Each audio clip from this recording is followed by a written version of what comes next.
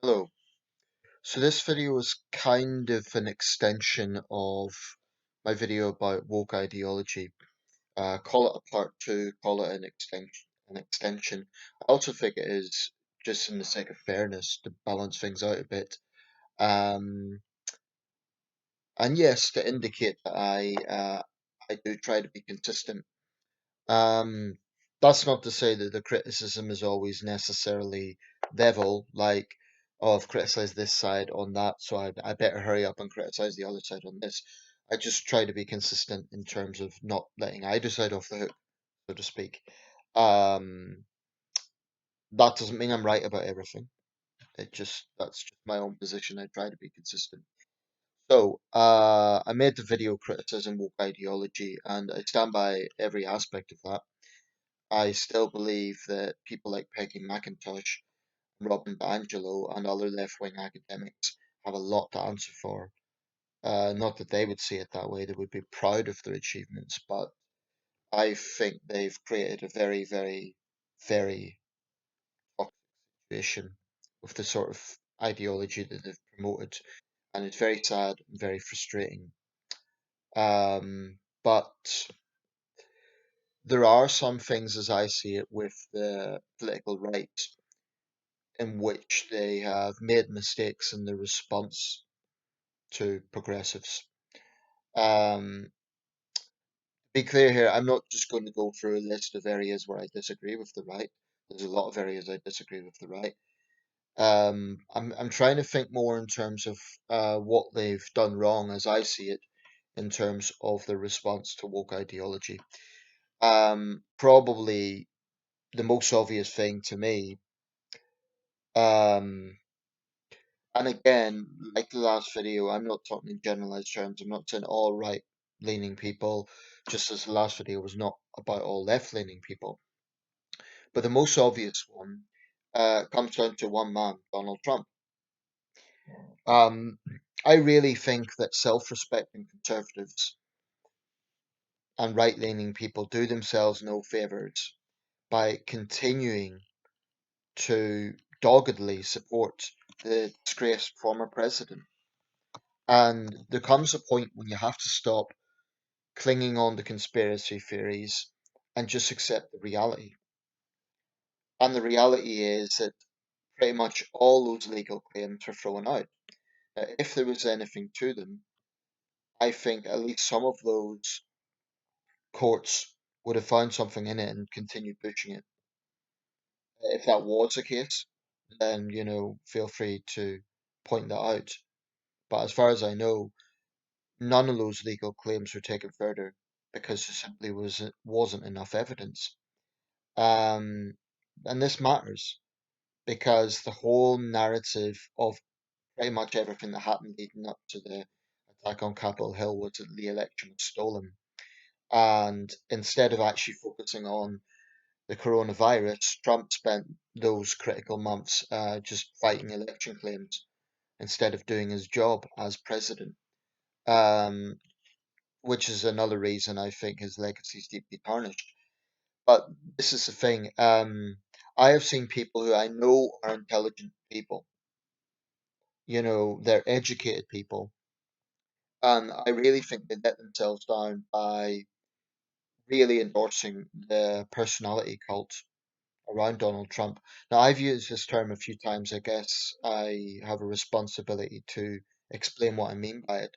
Um, when I talk about Trump cultists and the Trump personality cult, I don't think it's misplaced. I think there is definitely all the hallmarks there of a personality cult. I am not saying that everyone who voted for Donald Trump has this mindset. I think there will be a lot of people who voted for Donald Trump because they feel he was the better of two bad candidates, as they would see it. There's probably millions of people who voted for Donald Trump because they thought, well, we don't like everything he says, but we think he's the better candidate. Um, so that's very important because again, Trump cultists say, oh, he had the biggest percentage of a losing candidate. Like he had, what was it, 74 million votes. But I wonder what percentage of that is a really, hard line. One noticeable thing about Biden, I'll just say this briefly, is the lack of a personality cult. I mean, even compared to Obama, when Obama got in 2008, there was a bit of a adulation going on there, so much so that the candidate himself tried to downplay it. I distinctly remember Obama saying, "I will not be a perfect president," like as a way to sort of damper expectations, because Obama was very popular in the late 2000s. Um, and take your assessment as you will regarding his presidency. I think Obama was an above average president. He made some mistakes, but I'd put him above average. I broadly agree with the scholarly consensus. It puts Obama not at the top quartile, but the sort of higher middle quartile of presidents, which is probably about right, on par with Lyndon Johnson, for example. Um, Johnson, I don't want to digress here, but Johnson actually had some significant domestic achievements. It's just his legacy was massively overshadowed by Vietnam. But getting back to the point of this, when conservatives endorse this personality cult, and it isn't universal, there are obviously some prominent Republicans who, to their credit, have spoken out. Mitt Romney's an obvious example. John McCain before he passed away.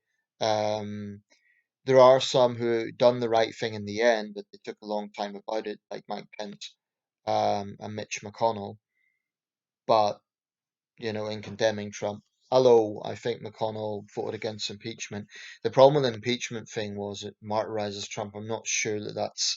I've mixed feelings about that. On one hand, Trump shouldn't be above the law.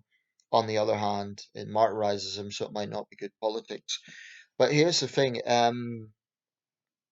I really think those Trump advocates do themselves no favors, or rather, those conservatives do themselves no favors, because they're defending the indefensible. And I have a theory about this. I think that there are a lot of conservatives who feel that they have to support Trump as a way to fight back against woke ideology. What I would say is there are many intelligent people who do not like woke ideology who are not Donald Trump, and they don't say and do the things that he done. And it isn't just him. There are other extremists on the right. I do see Trump as an extremist, and there are others. So this idea that they need to be supported in order to, take on woke intolerance is, I think, very misguided. Um, there's absolutely no reason why it should be one or the other. I think both are a problem, actually. Um, but if you look at some of the things that they come out with, some of the wild conspiracy theories, that's one thing about woke ideologues that you can't really pin as much. Now, I suppose you could say, like, ideas like the white privilege narrative is a sort of conspiracy theory. Um, I would say it's more a flawed theory than a conspiracy theory, because it's based on institutional history. I think it's very flawed. I hate it as a concept. I think it's very flawed and very damaging. But I wouldn't necessarily describe it as a conspiracy theory, not in the same way as, for example, QAnon saying that Bill Gates is creating vaccines to control the population, stuff like that. It's just sheer lunacy. It is absolutely the stuff that QAnon come out with. It would be funny if it wasn't serious, if it wasn't for the fact that a lot of people believe this BS. They do. They really get into it. That documentary, mockumentary I reviewed after 2020. It was biased, but they did touch on something. They had this character playing a sort of Karen type figure, and she basically epitomized, if you see the mockumentary, she epitomized the mindset that some of these people have. And it is just staggeringly ignorant. The ignorance is on another level. It really is. Um, so you do not combat woke ideology by endorsing that. You just don't. Um, And I also don't think you combat woke ideology by this stubborn, dogged defense of Donald Trump and everything he says. otherwise intelligent people always seek to find some angle to explain Trump's rhetoric. And the thing is, we can look at this like Trump's a man of the past.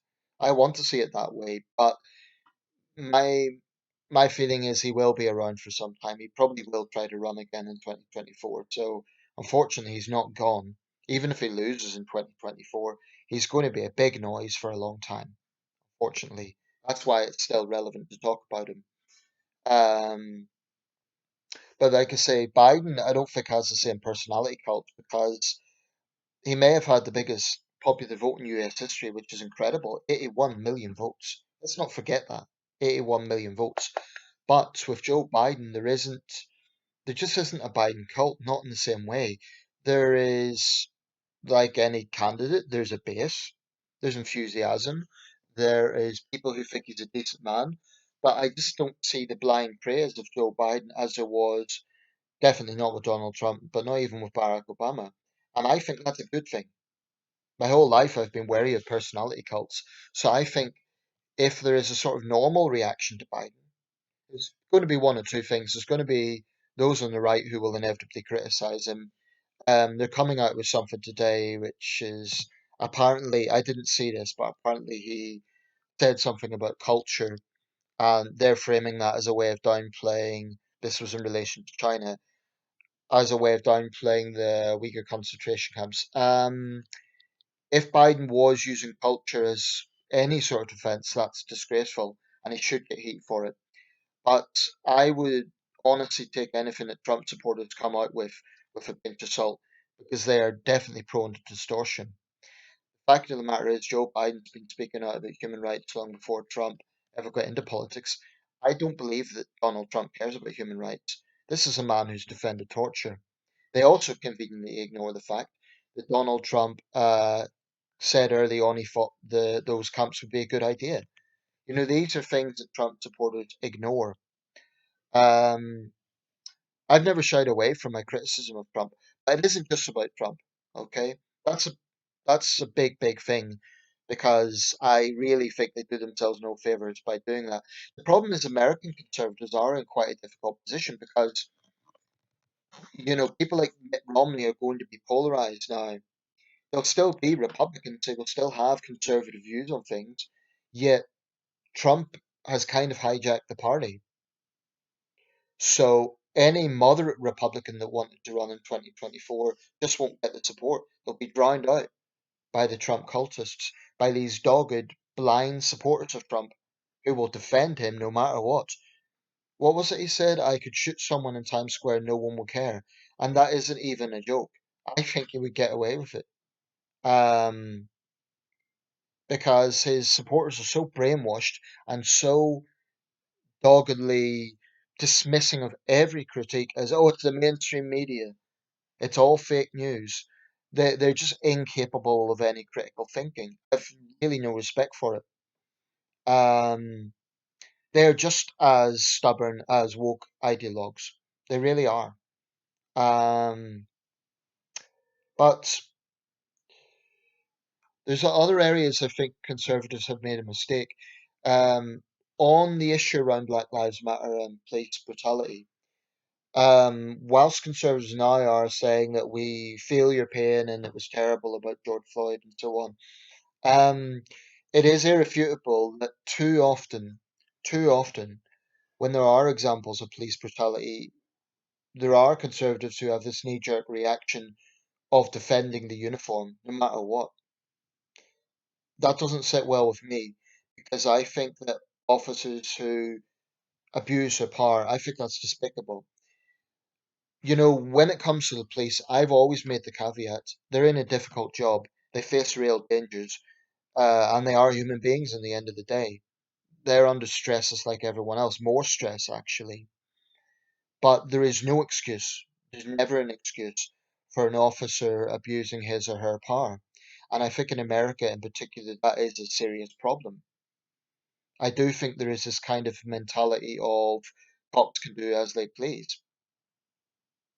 And conservatives deny this. They say, oh, they'll be subject to laws, they'll be. But how many times Has someone been shot or there's been a clear abuse of power and they've simply been put on death duty. In that regard, I do understand and sympathise with the anger of Black Lives Matter. There's one area I do agree with them on because, sticking an officer on death duty is not justice. In any other walk of life, you'd be arrested. If you shot someone, you'd be arrested. So why are police simply put on death duty? This sends out the message there's one law for them and another for everyone else. Conservatives need to understand that, and I'm not sure that they fully manage to do that. It's all very well condemning looters and rioters, and they should be condemned, but you do need to understand the core anger there. And I'm not sure that conservatives have. So that's another area I think that they have failed. Um, what I want to see is conservative politicians coming out and saying, thinking more in America here, police officers who abuse their power will be held to account, will be punished. No special treatment. But too often it's been a case of we support the police, and in America, police unions are very powerful. That's another thing to consider. So those unions, I mean, look at Bill de Blasio in New York City. They they actively tried to sabotage his office because he supported the family of Eric Garner. There are a lot of situations like that in which there's a dynamic at play that really does need to be challenged. True conservatives, in theory, should believe in classic liberalism, and with that comes the liberty of the individual. So they really should be concerned about police brutality. Um, After all, they say they're against totalitarianism. Well, unlimited police power is an aspect of police states. And I do think in America there are some hallmarks of a police state. I do. This is one area where I wouldn't say I've sided with woke ideologues exactly, but it's one area where I would definitely be more to the left. Although probably you'd get some right libertarians who would be of that persuasion as well, albeit for probably different reasons. Um, they would say it's part of the deep state conspiracy. I think it's more just an overly militarized police. Um, I'm going to round this up soon. There's also double standards. I mean, some of the criticism of Biden is that, on one hand, he's too soft on China. We've heard it before. Beijing Biden, he'll be China's puppet. But then when he talks tough, oh, he's going to be another warmonger. You can't have it both ways. You can't accuse a man of being a warmonger when he hasn't actually started any wars, um, versus, you know, calling him weak. In that sense, it's just, you can't have it both ways. I mean, the amount of double standards here is unbelievable. If Obama or Biden had went and shooken hands with Kim Jong Un, you can imagine what the likes of Fox News and the Republicans would be saying. They'd be calling them communist traitors. So there's a lot of double standards there. Um, I'm not just making this video just to be fair because I criticized woke ideology before. These are things I believe. I do think that there is a real problem in that sense. And I'll touch on one more area. And it might not be particularly in the news at the moment, but it is something that's relevant. Um, in their support for capitalism and unlimited capitalism, I think a lot of conservatives don't really understand or don't show empathy with those who really are struggling. Um, I mean, a big thing that conservatives focus on is self-reliance and, if you work hard enough, you could get anything in life. And I saw a video the other day of a Mexican laborer, I think I mentioned this before, who, worked hard and he kept applying to NASA, he was rejected many times, and eventually became an astronaut. And someone like that is genuinely inspiring. But that doesn't mean it can happen for everyone. There are unfair labour practices. is exploitation. And I think too often in their dogged defense of business, conservatives turn a blind eye to this. This can even be small businesses. Just because a business is small doesn't mean they're going to be ethically upstanding, um, or that they're above criticism. Too often, conservatives find some angle, like, if someone uh, tries to defend their rights, conservatives always dismiss it. And this is certainly true in the UK. I remember there was a young woman, this would have been about 10 years ago now, but basically she took a legal case against the DWP because they were forcing her to work at Pound Shop, Poundland.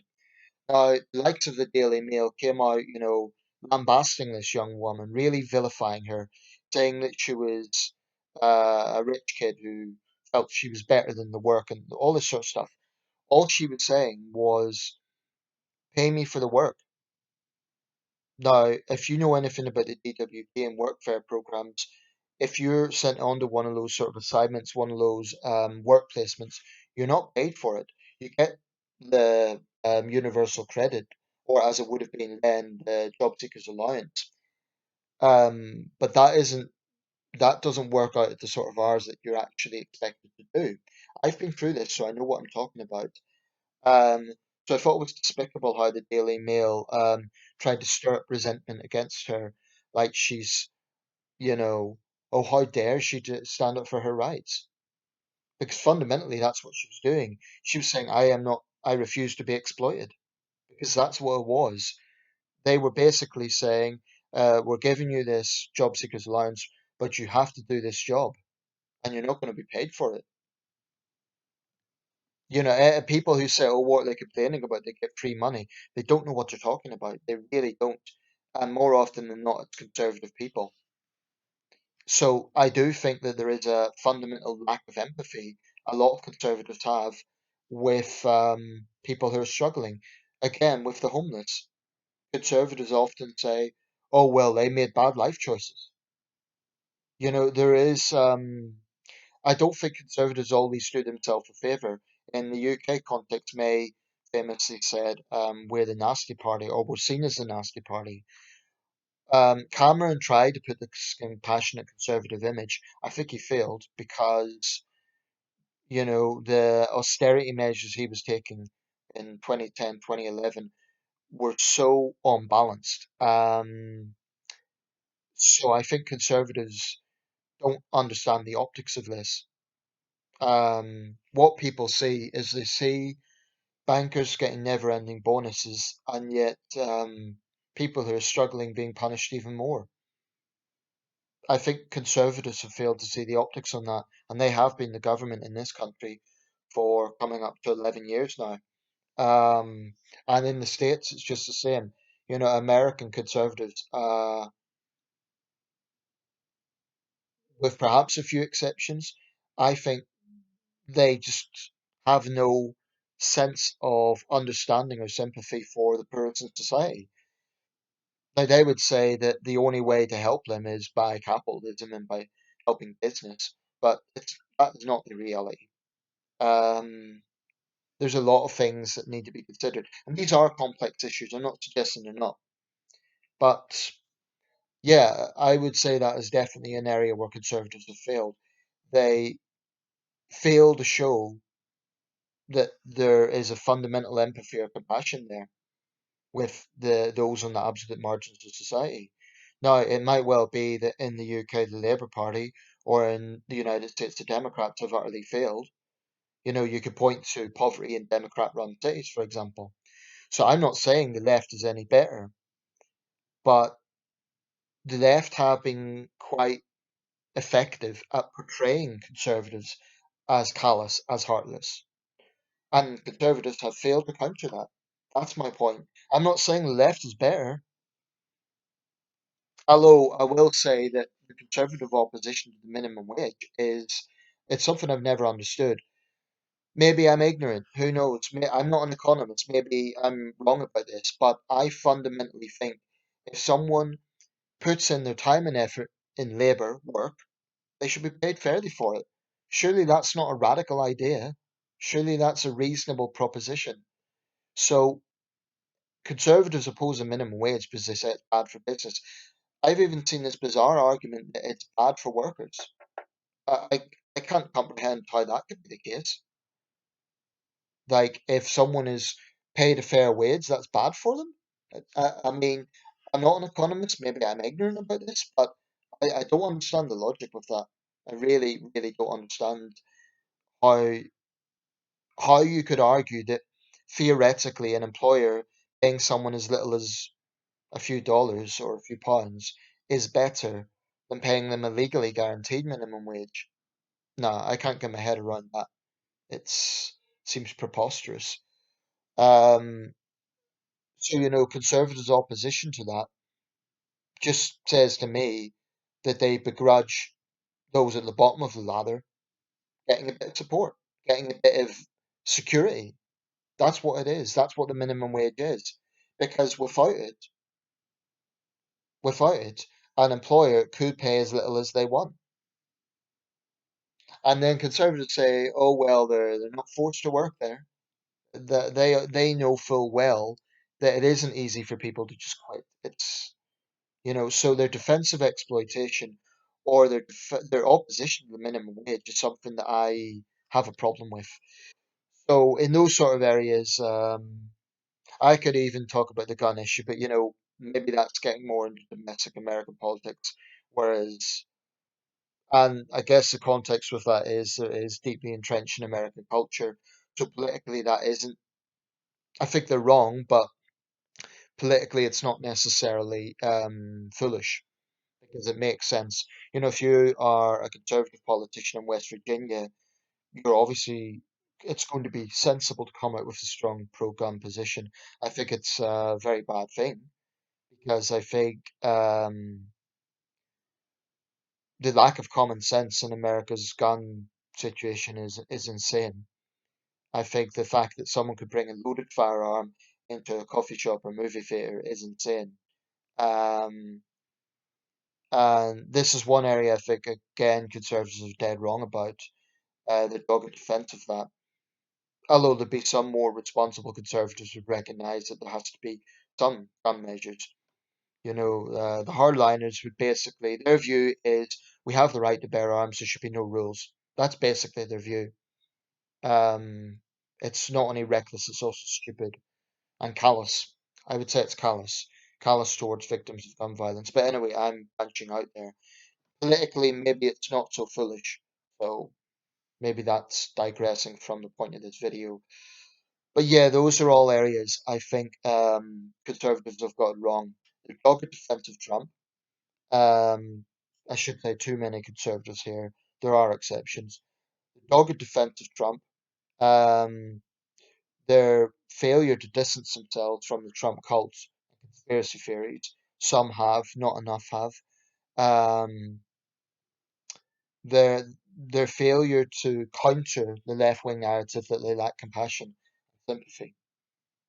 Um, yeah, those are areas that I think they've got it wrong. Just my opinion. Feel free to disagree.